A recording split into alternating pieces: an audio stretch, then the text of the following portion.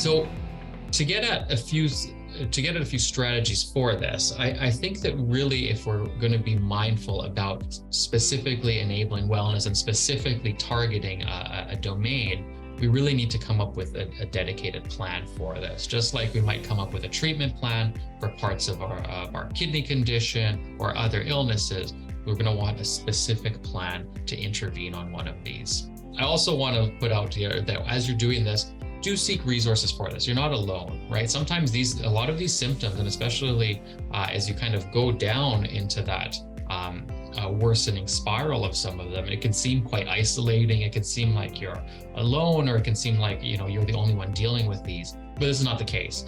Having that support of people around you helps to implement these plans. It also helps as you're going through a plan to have other people around you to both help and kind of coach you through this. I love this term of what we call an accountability partner, as you're going through plans. For example, even myself, for my physical activity, my wife and I, we do our exercise together.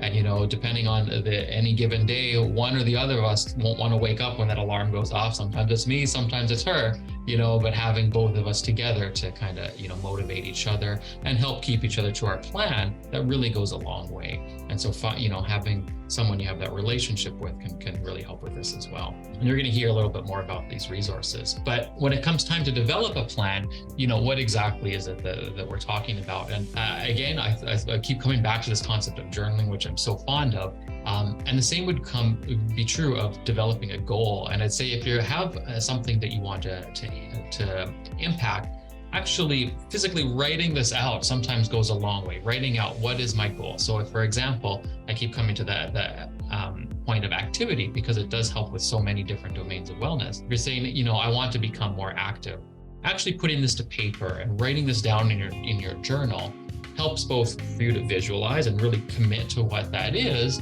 And then you can see how that has impacted the various symptoms that you might be journaling. When we're developing a goal, some of you may have seen this before, this concept of what we call a SMART goal, and that being an abbreviation that stands for these items. So you want your goal to be specific, meaning not just, I want to, in general, I want to be more active, but very specifically, what is it that you want to be able to do?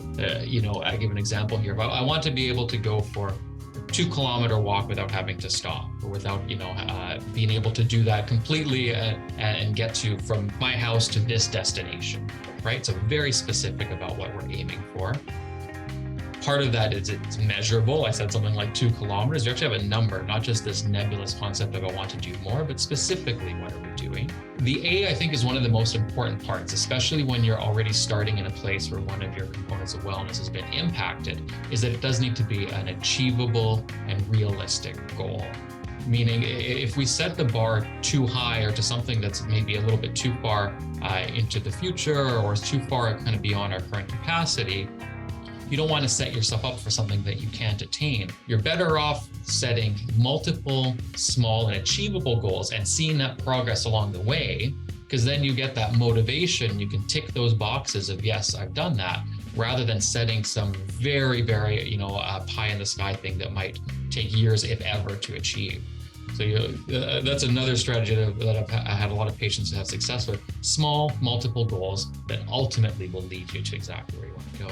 And then timely, that last part, I think, again, quite important, is that having, just like I do for when I have, for example, to give a talk like this, having a deadline, having a time set in mind you want to do this by is a very motivating thing. I'm very glad that we're talking about this now, because in addition to this always being important, I think it is worth mentioning that a lot of us have had various aspects of our wellness challenged in completely new ways and completely, dramatic ways that we haven't seen before. People always talked about, and it's kind of settled down talking about these waves because we're kind of just in a constant sea of infections going out there. But, people talk about the waves of infections, but didn't think about the impacts that had in terms of wellness. And I think they were different ones, right? Initially, as people kind of got into this, environment post-COVID, it was all about the physical, right? The actual illness itself and the impact and the danger of impact, especially if you're on certain treatments and things like that. But then we got into these other waves that have, I think, if anything, have had even more of an impact on wellness.